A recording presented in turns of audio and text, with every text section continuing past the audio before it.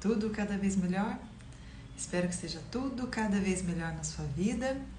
E hoje vamos dar continuidade então à nossa 7ª live do estudo de reflexões sobre a autobiografia de um yogi.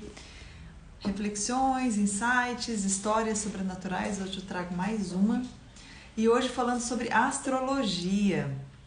O que o guru Swami Shri Yukteswar pensava sobre astrologia e ensinou ao seu discípulo Yogananda, na época ainda Mukunda. Então vamos lá. Esse capítulo começa falando com uma indagação do guru, o Yukteswar, Shri Yukteswar, para Yogananda, pedindo a ele que adquirisse um bracelete astrológico. E Mukunda, na época ainda Mukunda, respondeu ao mestre: mas mestre, o senhor, eu não acredito em astrologia. E aí então o mestre respondeu para ele: não é questão de crença, Mukunda. A atitude científica que se deve adotar em qualquer assunto é a de saber se é verdade. Então, ou seja, contra fatos não há argumentos. Assim como a lei da gravidade, ele explica. Ela existe independente de você acreditar ou não. Ela vai estar ali e vai estar cumprindo a sua função. E aí ele continua explicando: o cosmos seria bem caótico se as suas leis só pudessem funcionar mediante a aprovação da crença humana. Então o cosmos ele funciona independente da crença humana acreditar nele ou não. O que levou, continuando a explicação de Shri Yukteswar, o descrédito da astrologia foi o trabalho de muitos charlatões, Mas ele continua explicando que tanto matemática quanto filosoficamente a astrologia é muito vasta para ser abarcada corretamente, a não ser por homens de profundo entendimento. Então aqueles que são charlatões levaram ao descrédito a astrologia. A gente, por muito tempo, nós acreditávamos que a astrologia era os signos que a gente via no jornal. Aí depois a gente fica sabendo que cada dia o responsável pela astrologia do dia pegava uma folhinha qualquer e colocava lá e dizia que aquele era o seu horóscopo do seu dia. Esse é um trabalho de charlatões. Eu tenho na minha família minha cunhada, Ana Paula, que é uma profunda estudiosa sobre astrologia, está sempre estudando, e ela tem esse entendimento do quanto é vasto, do quanto a astrologia é vasta para ser abarcada. Então realmente depende de muito estudo, de muito empenho, e aqui mais ou menos nessa linha que Shri Yukteswar vai falar sobre astrologia. Esses dias até, eu vi ontem, antes de ontem, minha cunhada Ana Paula colocou no stories dela, Muita gente fala assim: eu não acredito em signos, mas não sabe, segundo a informação que ela colocou, que eu achei interessante, que o signo é o coadjuvante da astrologia, ou seja, não é o papel principal da astrologia, Tem muito mais, como ele diz aqui, ela é muito vasta para ser abarcado. Aí continuando ele explica: todas as partes da criação estão interligadas e permutam as suas influências. Todas as partes da criação estão interligadas e permutam, trocam as suas influências. O ritmo equilibrado do universo tem a sua raiz na sua reciprocidade. Então, um está dando, o outro está recebendo, ao todo tempo. E o homem, em seu aspecto mortal, tem de combater 2 grupos de forças enquanto mortal. Primeiro, os tumultos do seu próprio ser, causados pela mistura de elementos de terra, água, fogo, ar e éter. E segundo, os poderes externos e desintegradores da natureza. Então, enquanto o homem faz essa luta com sua própria mortalidade, ele também é afetado por miríades, por muitas mutações de céu e terra. E ele continua explicando que a astrologia é um estudo das reações do homem aos estímulos planetários, Tanto que então os astros não têm qualquer benevolência ou aversão consciente, eles não são conscientes do que realmente eles estão vibrando, emanando. Meramente eles enviam essas vibrações positivas ou negativas. Por si só não ajudam nem prejudicam a humanidade, mas oferecem um canal lícito para a operação exterior dos equilíbrios de causa e efeito que no passado cada homem pôs em movimento.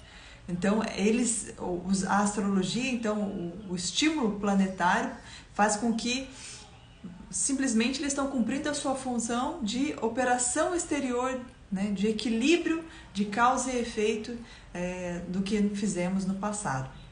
Então, os astros oferecem um canal lícito para que a gente consiga fazer esse equilíbrio do que nós mesmos agimos, né, enquanto homens, nessa lei de causa e efeito no passado. A gente vai falar mais isso, né, no decorrer dessa live.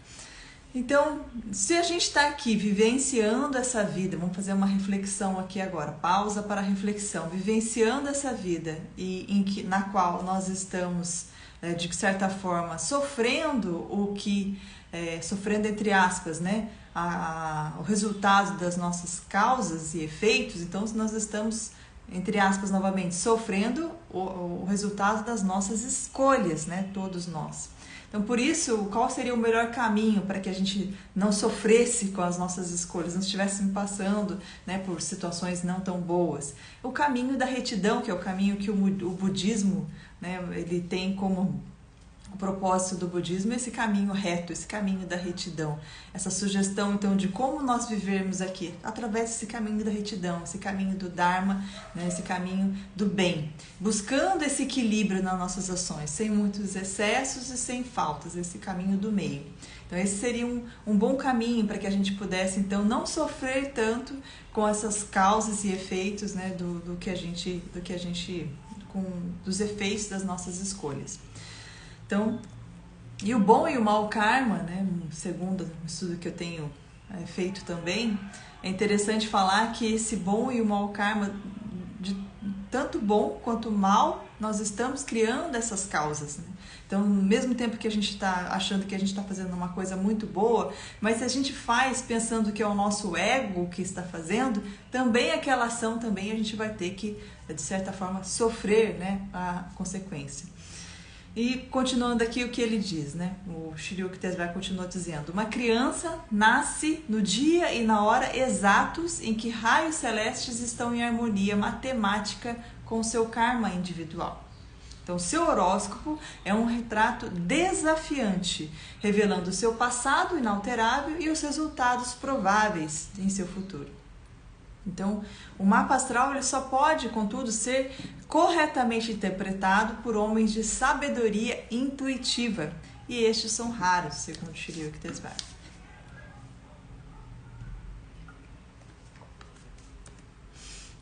Continuando, ele diz: a mensagem proclamada, né, do seu dia e horário do seu nascimento tem a intenção de despertar a vontade humana de escapar do seu cativeiro universal. O que o homem fez pode desfazer. Ninguém além dele mesmo foi o instigador de causas cujo efeito agora provavelmente, né, prevalecem em sua vida. Ele pode superar qualquer limitação, porque criou com suas próprias ações e porque possui recursos espirituais que não estão sujeitos às pressões planetárias. Então vamos lá. Então, esse dia e horário do nosso nascimento, ele tem a intenção de despertar a vontade humana de escapar do seu cativeiro universal. Então, se nós estamos aqui vivendo, né, as causas, os efeitos das causas que nós próprios causamos, se formos nós que causamos, somos nós também quem temos aí o potencial de reverter essas causas.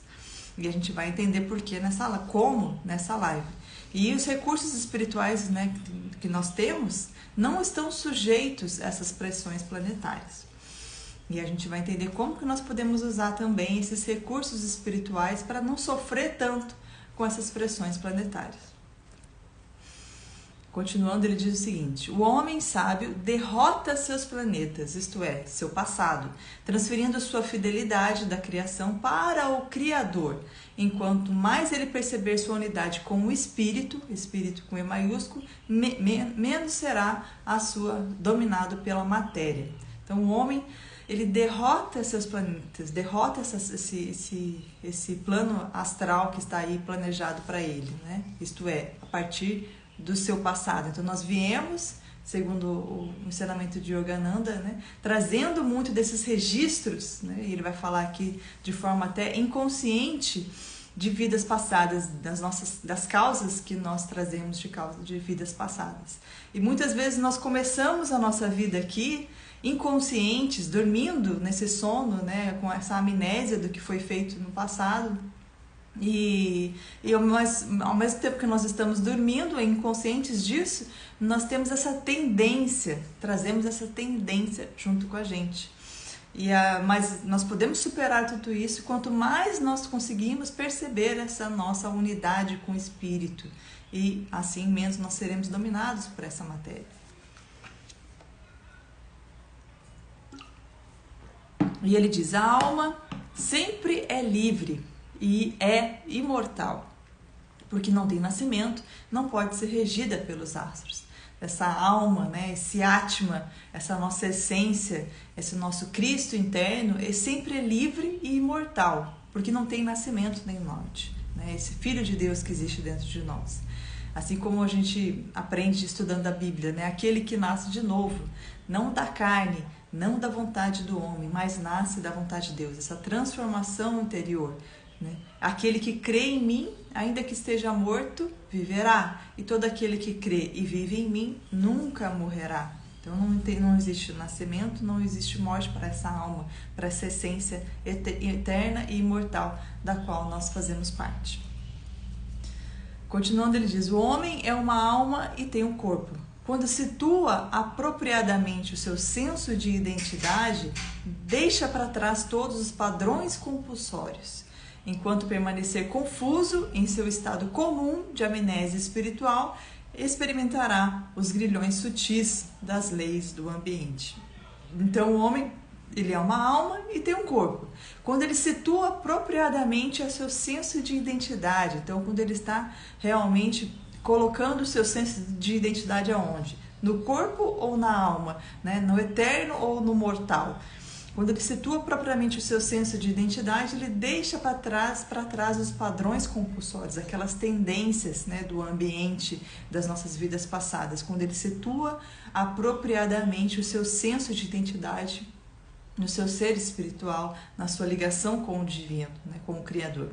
Enquanto ele permanecer confuso em seu estado comum de amnésia espiritual, enquanto ele não despertar a sua consciência para o seu eu divino, ele experimentará os grilhões sutis das leis do ambiente. Os grilhões é aquela corrente, né, que o acorrenta, que o deixa preso, e ele continua vivendo aí de forma autônoma, de forma hipnótica, né, sofrendo as leis do ambiente, vai sendo como um camaleão. Se eu estou aqui nesse grupo, eu sou desse jeito. Se eu estou naquele outro grupo, eu sou desse jeito, e vai se identificando com o ambiente e deixa de se identificar com o seu eu divino, com o seu eu maior. Então, acho que é interessante a gente estar sempre prestando atenção, né? Com o que nós estamos nos identificando mais? Com o nosso eu divino ou com o nosso corpo carnal? Para quem a gente está dando mais atenção? Porque onde estiver a nossa atenção, vai estar a nossa força, né? Então, se eu estou preocupada mais em satisfazer o meu corpo, em satisfazer o desejo dos meus sentidos, em dar tudo o que ele quer, tudo que eu acho que é bom para ele, nesse sentido, satisfazê-lo ao máximo possível, né? Aquela velha história, né? Só se vive uma vez, a gente se arrepende do que a gente não fez. Quem cai nessa história, como eu já caí, vai perceber mais pra frente, quando sair dessa amnésia espiritual, que não é bem assim, que nós não estamos aqui para isso, né? Então, com a nossa natureza divina ou com a nossa alma, com o que nós estamos buscando nos satisfazer, nos identificar, satisfazer os sentidos ou o corpo? O corpo, os sentidos ou a nossa natureza divina, a nossa alma? Continuando, ele diz: Deus é a harmonia. O devoto sintonizado com ele nunca realizará uma ação errônea. Após a meditação e a oração profundas, ele está em contato com a sua consciência divina. Não há poder maior que esta proteção interior. Então, Deus é a harmonia, ponto. Se a gente quer estar sintonizado com Ele, então nós temos que buscar também estar em harmonia, né? E encontrando essa sintonia, nunca realizaremos uma ação errônea. Se tem alguém, né, as pessoas, nós estamos sintonizados com essa harmonia, com Deus, nós nunca realizaremos uma ação errônea. E após a meditação e oração profunda, né, nós temos em contato com a nossa consciência divina, não há poder maior que essa proteção interior. Mas, continuando a história do bracelete, né? Então, por que o bracelete? O Yogananda, né, indagou o seu mestre. Por que o bracelete, então? Aí ele falou, se nós temos essa proteção interior, se nós buscando na meditação, na oração profunda, não há poder maior, né? Então, se o Yogananda se perguntou, então, eu estou nessa caminhada, por que eu vou usar um bracelete astrológico, então? Aí vamos à resposta. Ele diz o seguinte, só quando o viajante atingiu a meta é que ele pode dispensar os seus mapas. Durante a jornada, ele aproveita qualquer atalho conveniente. Então, só quando o viajante atingiu a meta, atingiu seu propósito de vida, se está realmente com esse pleno poder de autorrealização, com a sua ligação divina, ele pode dispensar os seus mapas. Enquanto isso, ele aproveita todo o atalho conveniente. E aí ele dá aqui um ensinamento bastante importante e interessante. Todos os males humanos se originam de alguma transgressão da lei universal. Então, se está acontecendo algo de ruim, a gente pode atribuir a alguma transgressão da lei universal. As escrituras salientam que o homem precisa satisfazer as leis da natureza, mas sem desacreditar na onipotência divina. Então, eu estou aqui consciente, buscando satisfazer as leis da natureza, mas ao mesmo tempo sem desacreditar no poder onipotente, né, do Criador.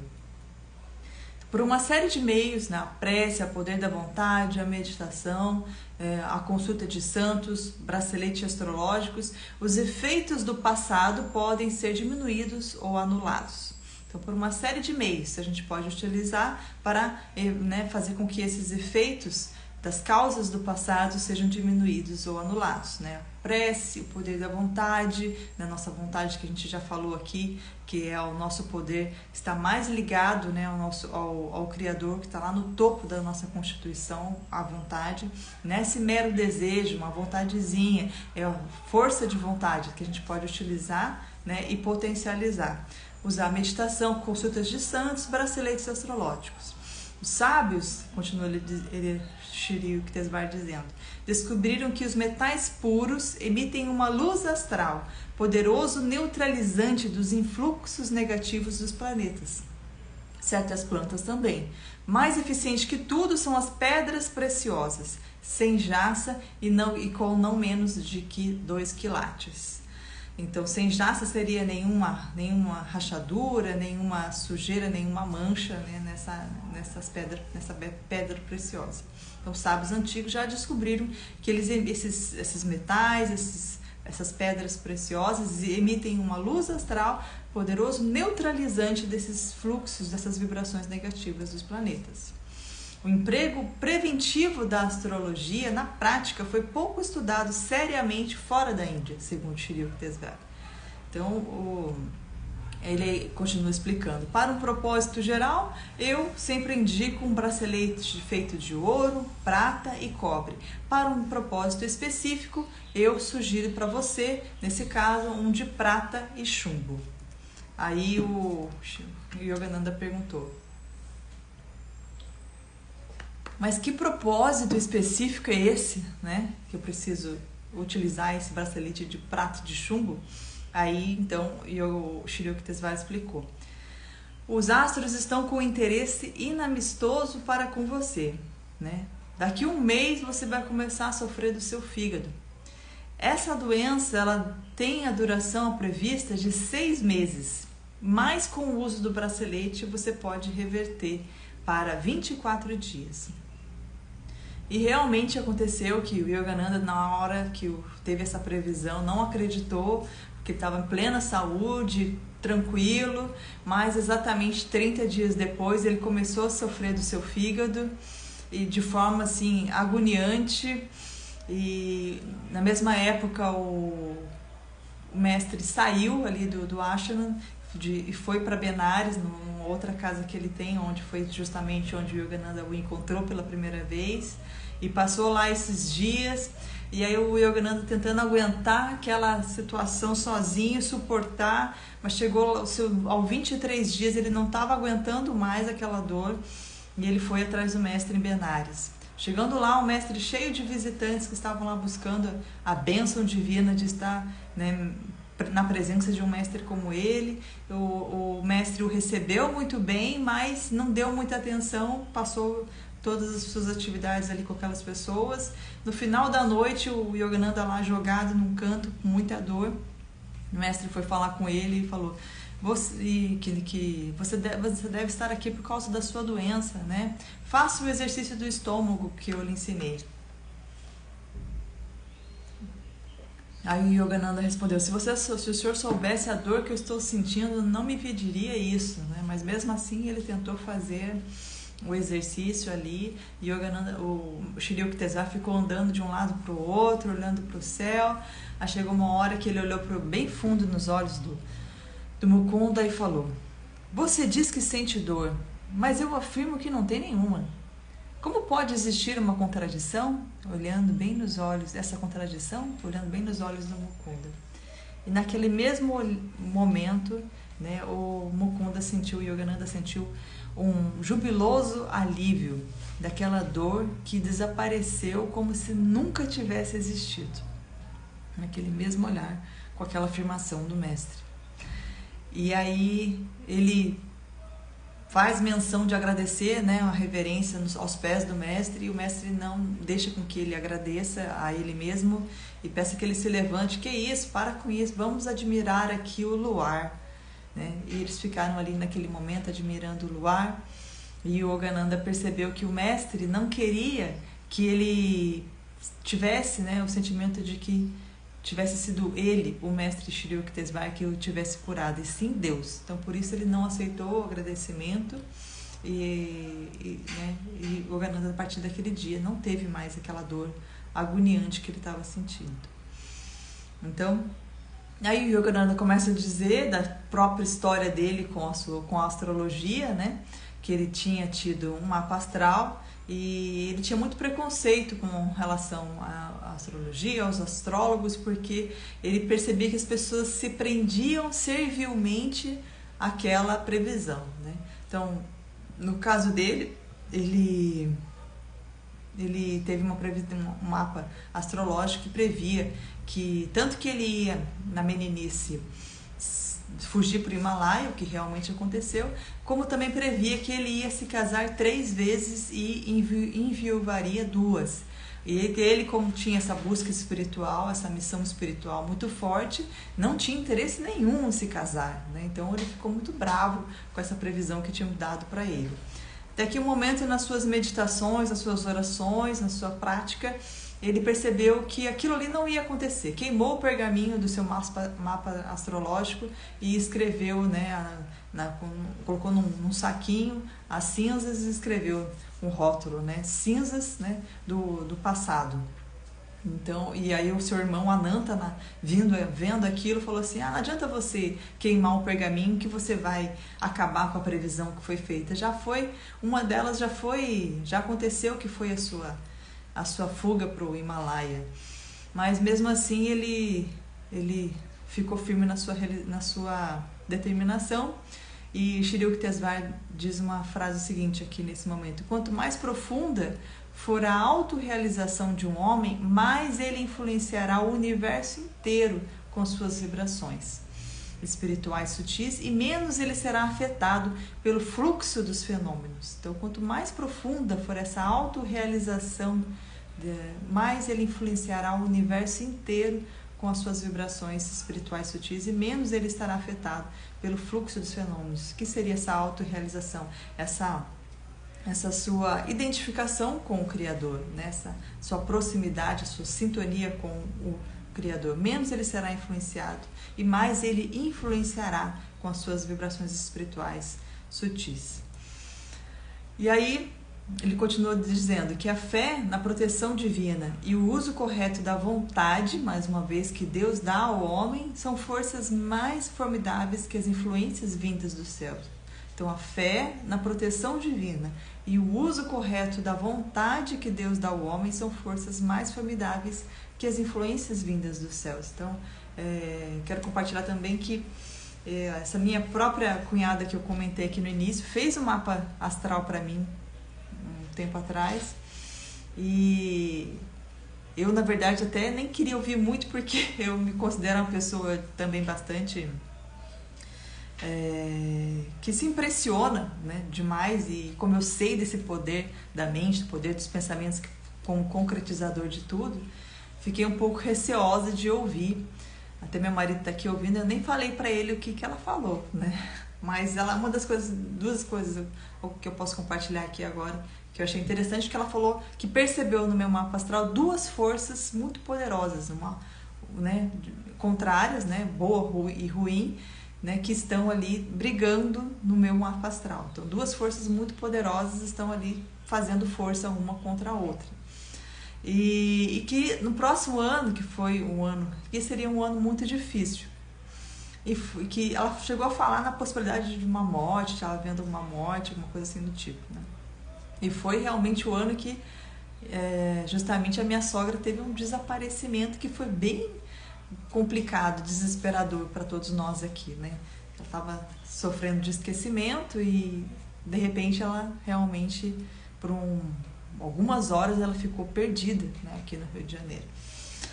E aí, mas durante esse ano, com essa previsão da minha cunhada, o que eu fiz, né? Fiquei tentando usar cada vez mais essa força, né, através das práticas, das orações, para, né, não sofrer essa influência ruim, né? E eu acredito que deu certo. Eu não vi a hora daquele ano acabar, né?